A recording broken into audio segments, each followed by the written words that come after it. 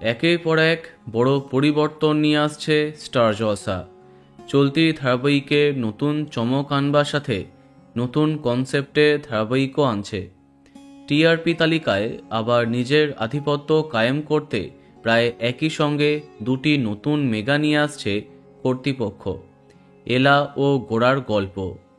অন্যদিকে আসছে প্রফেসর বিদ্যা ব্যানার্জি, যে বিষয়ে বিস্তারিত ভিডিও অলরেডি দিয়েছি, আই বাটনে পেয়ে যাবে।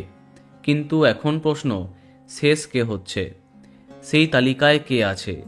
খোঁজ খবর নিয়ে জানা গেল খুব শীঘ্রই জলসা থেকে বিদায় নিচ্ছে শুভ বিবাহ। আরম্ভ হবার পর থেকে সোনামণি ও হানি বাফেনার এই ধারাবাহিকটি আলোচনায় জায়গা করেছিল, টিআরপি তালিকাতেও বাজিমাত করেছিল। কিন্তু তারপরে রাত 10:30টায় যাবার পরে এক ধাক্কায় অনেকটা কমে যায় এর জনপ্রিয়তা। স্লট অধিকার করে থাকলেও আর আলোচনাতে আসতে পারেনি শুভ বিবাহ। বেশ কদিন আগেই শেষ হবার চর্চা কানে আসে। তখন জানা গেছিল পুজোর পরে শেষ হতে পারে, আর বর্তমানে তেমনটাই কানে আসছে।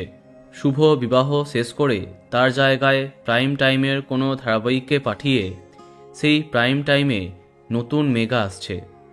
তবে জানা যায়নি কবে শেষ দিনে শ্যুট করছে এই ধারাবাহিকটি। তো বন্ধুরা, এখন তোমার কি মন্তব্য কমেন্টে জানাতে পারো। আর এই রকমই আরও অনেক ভিডিও পেতে সাবস্ক্রাইব কারেন্ট বস। ধন্যবাদ।